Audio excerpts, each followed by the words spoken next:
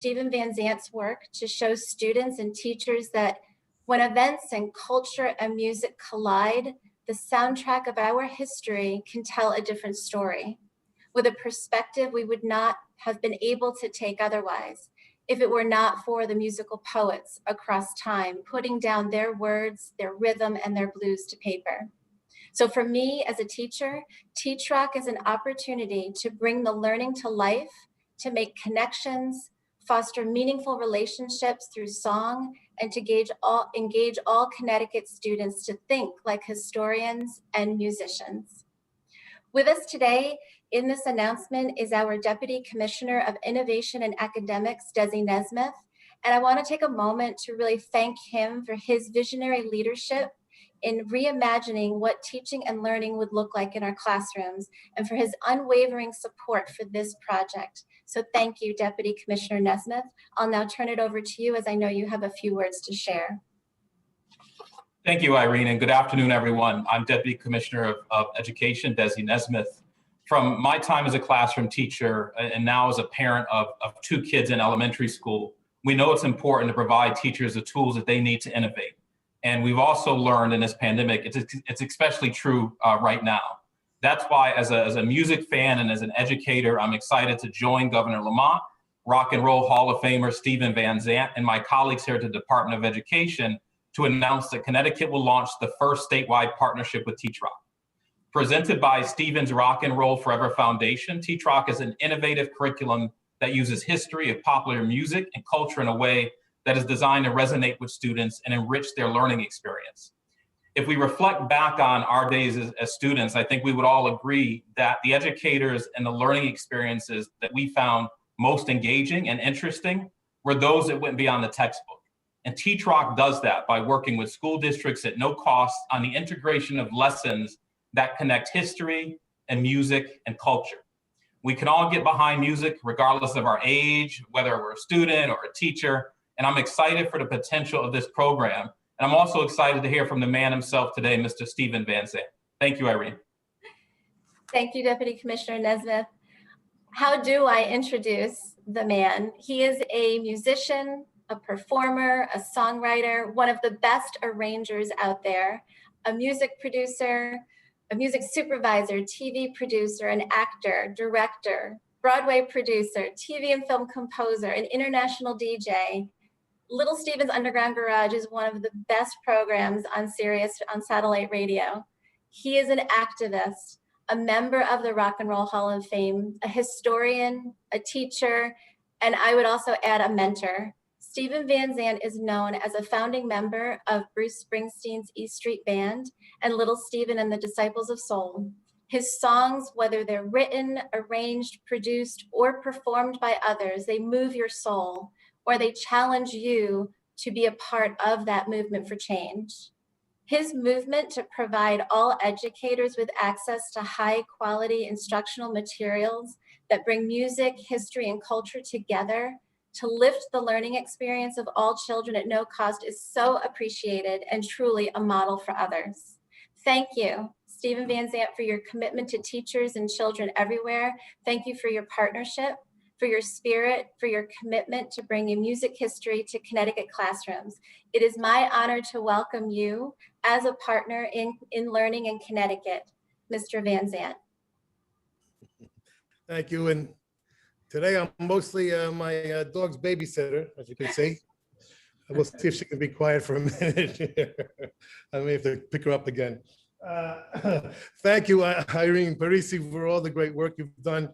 Thank you, Deputy Commissioner Des Nesmith, and thank you, Governor Lamont, for welcoming our teachrock.org music history curriculum to the Connecticut public school system. We just went public with our Teach Rock program in 2017 after 15 years of work, making sure we got it right. The idea came as a response to the No Child Left Behind legislation, which had the unintentional consequence of canceling all the arts classes in the nation. Educators were forced to end those music and arts classes and replace them with testing because our country suddenly was obsessed with testing. Our science and math scores, I guess, had been dropping worldwide. Someday we're going to realize that testing isn't learning, but that's a discussion for a different day. And of course, every statistic shows that a student that takes a music class does better in math and science, but that's a discussion for a different day also. Our solution was threefold. First, let's create a curriculum that keeps the arts in the DNA of the public education system. We decided to design it for all the students, not just music students. And we also designed it as much for teachers as the students, you know. Let the teachers show their creativity while still meeting all of the state standards. Second, we decided to devise a methodology that works for this generation, who are part of a generation gap almost as big as ours in the 60s, because they are faster than us, they are smarter than us, and have absolutely no patience whatsoever. So we needed to devise a curriculum that functions in the present tense. You know, we can't tell these kids, learn this now and someday you'll use it, which is how we were taught. Not when they can get their answers in 20 seconds on their device, which is as much an appendage as a device. We need to give the students something they can use now, understand now, and have relevancy in their lives right now. And I think we've done that. And third, our goal ultimately, once we have the arts integrated into every discipline at every grade level in every school, we hope to affect the graduation rate in a positive way. And we're quite confident that this can happen. Nobody wants to think about it or talk about it, but you know, close to 50% of the kids in the poor neighborhoods are dropping out of school, dropping out of high school. And that is just unacceptable, particularly since close to 50% of those who drop out end up in the criminal justice system sooner or later, which is just profoundly intolerable. And that's on us, you know? So if we can keep a kid in high school until graduation, their lives change. You know, they have a real shot at a productive life, a much better shot. So that's our three goals. And statistics, of course, show that if a kid likes one single teacher or one single class, they will come to school. Well, we want to be that class. You know, the days of dragging young people to some old school education methodology, I think, are over. Kids come to school with gifts. You know, students show up with gifts of imagination, instinct, emotion, curiosity already in place. You know, we don't have to teach them that. So let's use what they have and design what we educators are using according to what the students' gifts already are. You know, why fight it? Let's use their gifts. That's what we're all about. You know, with this fast, you know, ever-changing world, it's more important to teach kids how to think than what to think. So thank you, Connecticut, for sharing our passion and our priorities as we do all we can to help our teachers, our soldiers on the front lines in the war against ignorance. And boy, do we need them these days, as they continue to stimulate, inspire, and motivate the young minds that will someday realize the idealistic vision our founders had for our country. Thank you. Thank you, Steven Van Zandt. And again, we appreciate your partnership. You may or may not have noticed that I actually attended some of your virtual classroom walkthroughs. And I was grateful for that. I was able to visit one of your classrooms in New Jersey and New York. And what I appreciated most about that visit is your openness. You were willing to share your perspective and the way you painted a picture of history in that moment in time that inspired you to do something, to take action through your strengths, music. And you could really see how the students resonated with your message. They reacted to your story, made a connection with you, and they felt like that they too had something to say. So we do have a short video that we would like to share with the group to illustrate this further. I'm going to just pause for a moment so I can cue that up and share my screen.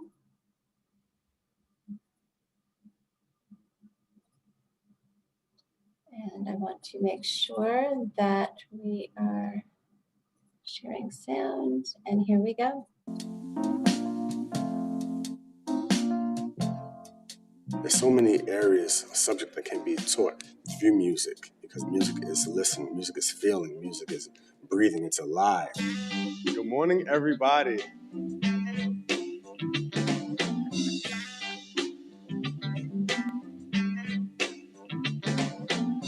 All the lessons that Rock and Roll Forever have put together. It's really a wonderful thing that makes them excited about coming to school again, engages them in a brand new way, not only learning a subject, but bringing them all together.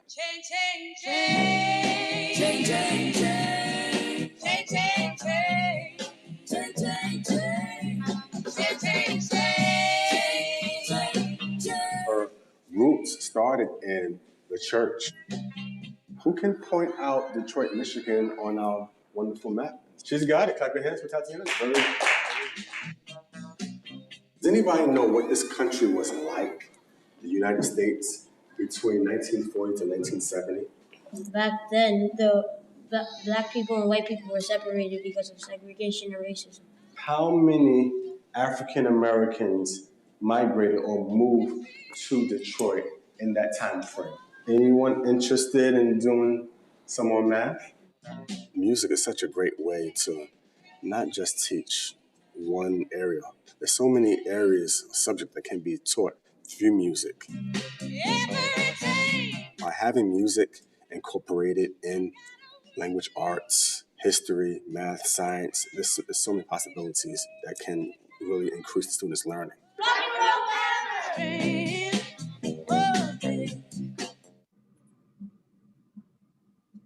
So I think it's easy to see why the department's partnership with Steven Van Zandt and Teach Rock is timely and needed this progressive approach to engaging our students. With us today to support the Connecticut State Department of Education and Teach Rock partnership is Governor Ned Lamont, an advocate for the arts, a musician himself, a leader dedicated to all Connecticut teachers, children, and families, ensuring that they have access to learning experiences that can make a difference in their lives. Governor Ned Lamont, thank you for being with us today to welcome Steven Van Zandt and the Teach Rock team to Connecticut. I'll now turn it over to you for a few words. Hey, thank you, Irene. And Steven, I didn't realize how much we had in common until I heard Irene's introduction.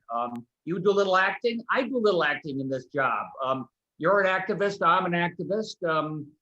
You played with Bruce and Meatloaf. I played with a little band called the Flower Pot. You remember them, don't you? They were very popular in Syosset, Long Island for about 3 weeks in the 60s. But let me say something seriously, Steven. I'm so appreciative of you focusing on the kids here in Connecticut. As Desi knows, we have hundreds of thousands of kids. Our school's been open. They haven't been coming to school. They didn't feel comfortable coming to school. COVID had them at home. They've been isolated. They've been alone. And what Teach Rock does is inspires young people. They don't need more STEM. They don't need more Zoom. They got to get together. They got to socialize with each other. We got to get them back into the classroom. And I think music inspires every day. And I think music also teaches every day. And I think we both, grew up. I hate having rock and roll being ancient history as you teach these people. It seems like yesterday. But, from Bob Dylan, we just saw Aretha Franklin, to the music you've been playing. I think it inspires young people, helps them understand the culture of the day, something they can identify with, and help them identify with their parents. And the other thing I found about teaching is, as you just said, every kid comes in with a little bit of magic. And sometimes you need that class or that teacher or that concept like Teach Rock that helps them find their love, helps them find their passion, helps them feel good about themselves. And once you find that love, that passion, that not only helps you with, in this case, music, it'll help you with your friendships and help you with the 3 R's as well. I think it's inspiring what you're doing. I really hope our team puts its shoulder to the wheel, Steven, and makes this a big success for all of our kids here in the state. And coming up and visit us sometime. We'd love to see you. Definitely. Thank you, Governor. Thank you. Yes, thank you, Governor Lamont. I also would like to recognize Bill Carbone and Christine Nick on the Teach Rock Rock and Roll Forever side. They have been my partners in getting this work here. So I appreciate your efforts to get us all here today. At this time, I will welcome Rob Blanchard to assist in facilitating some time with our friends in the media, Steven Van Zandt, as well as colleagues at the Department of Education, including Steven Armstrong, our social studies education consultant for the department. So Rob, I'll turn it over to you. All right, thank you, Irene. We'll start with the Waterbury Republican American. Thanks. How many school districts, have any school districts expressed an interest in the program? Is it in any school district or arriving imminently? It's arriving. So we'll be, with this announcement, we'll be releasing the application for districts to choose to apply for the first cohort of this partnership. And how many will be in the first cohort? We can manage right now up to 10 districts. And so we're anxious to see who will apply. Interesting. All right, well, thanks very much, everybody. Thank you. Thank you, Paul. Moving on to the Connecticut Mirror.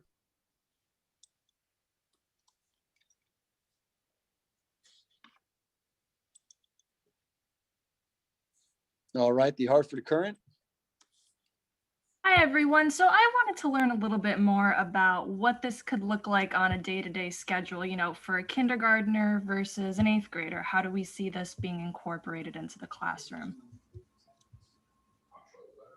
So perhaps Christine, maybe you could assist. Sure. So the thought would be that the schools that we'll be working with will incorporate our resources into their existing curricular plans, and that students would get exposure hopefully once a month, but we're obviously mindful of the things that schools have to accomplish in addition to introducing students to our resources. And perhaps Steve Armstrong, since you have been a proponent of Teach Rock and have helped design some lessons, perhaps you have something to share too. Sure. I've taught history and social studies courses at both the high school and college level. And I can tell you from I know a lot of teachers that will be doing this will be music teachers, but I can't tell you how effective this can be in a social studies or history context as well. Trust me, there's kids that I've had at both levels that have minimal, and I emphasize in some cases, minimal interest in history. But it's through the lens of music that I've been able to get them involved. So this is great for music teachers, but I'll just repeat again, from the history humanities concept, this is a home run as well. And just as a side note, I know some folks, Bill Carbone, I know very well. He'll do a great job for us. And I actually have a couple lessons up that I wrote way at the beginning of Teach Rock. So I would not look at those. No, I'm kidding, but it's a great program, and I'm glad I'm involved with them. I would just add that the way the lesson plans are designed, they are easy to implement into the classroom, into the existing daily schedule. So I think through the partnership, we will learn how the intersections can actually happen, how you marry the existing district curricula with this supplemental resource. And I should have mentioned in the beginning also, Irene, these lesson plans were designed to be cross-curricular. It's not just for music class. It is designed for history class, for social studies, for English class. I mean, you know, you name it, it can be used in whatever your discipline happens to be. Thank you for that. That's a good reminder. All right, thank you. Moving on to Hearst, Connecticut Media.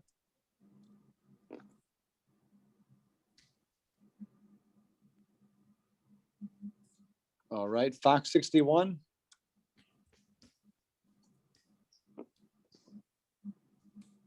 NBC Connecticut.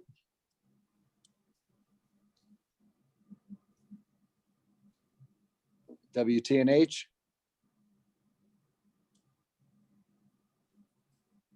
And last but not least, WTIC. How you doing? Can you hear me? Yes. What are some of the nuts and bolts as far as what would this look like in the classroom, Desi? So Christine, if you want to give some examples of what this would look like in the classroom day. Sure. So a lot of what we're leading on is as has been mentioned already, is the interdisciplinary nature of the resources that we've developed. So we're looking for it to fit in where it already aligns with a teacher's objectives for the day. So for instance, that might be if we have a great lesson that talks about the Grateful Dead and how they made accommodations for members of their audience that were part of the deaf and hard of hearing community. A teacher might find that that makes sense if they're doing a unit on sound and acoustics because it talks about the science therein. Or it might also make sense for a different teacher that's looking at disability studies and looking at bringing broader perspectives into their classroom.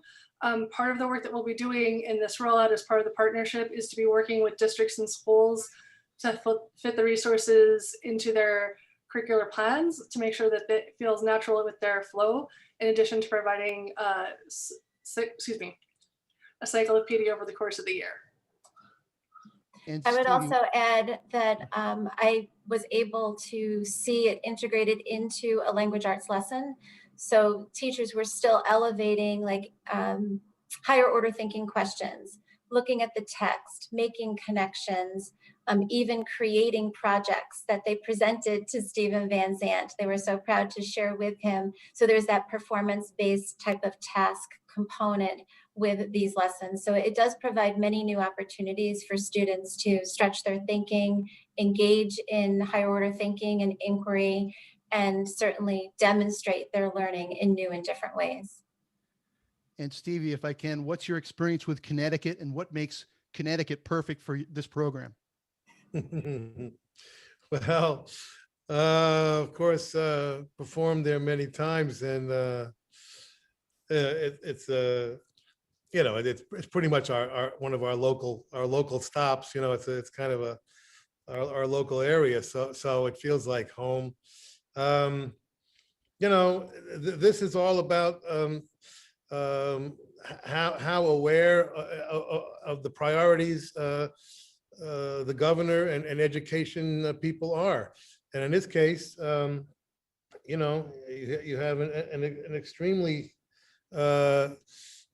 aware system in place in Connecticut, starting with the governor and down to the Department of Education, who are making it a priority. You know, and anybody who makes it a priority, we're built for them. You know, because we made a point to make it extremely flexible, extremely comprehensive, no matter what it is, if it's Black History Month, if it's a women's studies, if it's some ethnic group, if it's, you know, the Latin X community or so many different niches and different, you know, different places the education system can go. You know, we're there for them. And if we don't have a lesson plan, we will create one if they need one that we don't have, you know. So it's just a matter of the system itself being open to new ideas and realizing that the old ideas, you know, need some freshening up, you know, and that's why it's so thrilling for us to have this. This is our first state that is accepting, you know, we have over 40,000 teachers registered, and we're starting to have partner schools all over the place. But this is our first statewide acceptance of our curriculum, and that's when we're going to start to see a difference. You know, a couple of years down the road, we're going to start to see the difference. I'm quite sure of that. Just witnessing what happens in our partner schools, it's amazing to see the enthusiasm that you don't see in the other classes. You know, so I'm very, very excited about this. Great, thanks. One more. It's We've been a got tough 12 months, I'll tell you, and this is a time where Connecticut needs music, our kids need music, Stephen, and I think this is a custom-made relationship. I think a little bit of music and what that says about our lives, what that says about our history, what it says about each other will bring our classrooms to life and our kids with a big smile on their face. I cannot thank you enough for what you're doing, and we're going to do everything we can to make sure that you know how much our kids appreciate it. Thank you. And lastly, we've got, I'm sorry, the Associated Press. And then we are all. Thank you. Stephen, can you talk a little bit about how you know if this is being successful, how you know it's been successful in other schools? I mean, you were talking about people like testing, but how do you know that this curriculum is working? Well, we're not going to have, you know, definitive statistics, you know, for a number of years. We literally just went public a couple of years ago now. But you know, we've been doing our own measuring, which begins in my mind with enthusiasm. You know, I think that's what it's all about. And the teachers, you know, we saw a lot of teachers on the last 2 tours I just did. You know, we were giving teachers tickets to come to the show so that we could discuss the curriculum with them. And the reaction we got from the teachers was incredible. Just that alone, you know, all these teachers thanking us for giving them these tools, you know, and that was exciting. But then seeing it in action, you know, and I just visited our first partner school right before the quarantine. And it was one of the most thrilling moments of my life. And I'm not exaggerating. I mean, you know, I've done a lot of things in my life, but to see the kindergarten through 6th grade, you know, they were using our curriculum in every single discipline, kindergarten through 6th grade. And in the enthusiasm of the teachers and the kids, just, you know, singing and dancing and applying certain ideas to music that, you know, that they can relate to. Because, you know, it's just a matter of finding that common ground with a kid. They're ready to be educated. They're ready to, you know, they're not, you don't have to talk kids into being curious. Just got to find something they're curious about, you know? And every kid is into music. I mean, that's just, you know, lucky, really. You know, we're lucky to have some kind of common ground with this generation. And that is certainly the common ground. Every single kid is into music. So let's use it, right?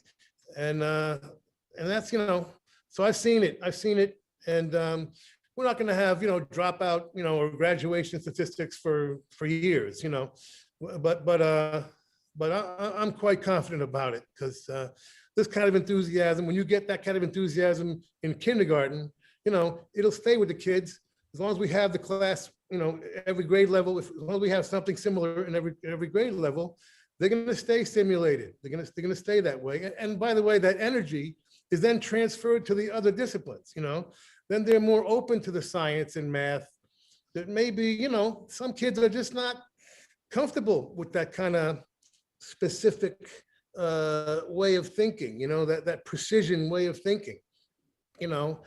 So get them to relax first on something that they do understand, you know, like music, and you know, and then all of a sudden they're like, oh wait, maybe this education thing is, you know, not so difficult after all. You know, maybe I can handle the other things. You know, so we're going to see that kind of energy, I think, transferred to the other disciplines as well.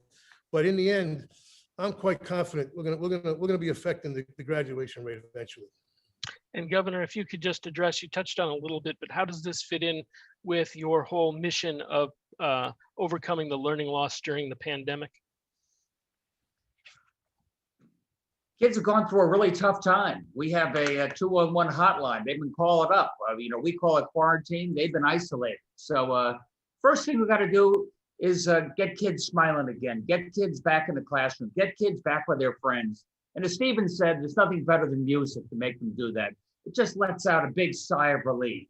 And then along the way, you're learning about a little bit of history, a little bit about culture. Maybe you're hearing some lyrics that speak to you. You can share that with a friend. I think this is just what we need right now. Thank you so much. All right, thank you. And that concludes our press conference. Come visit, Steven. Definitely, my friend. I'll see you sooner than later. Thank you again so much. Thank you. Thank you all.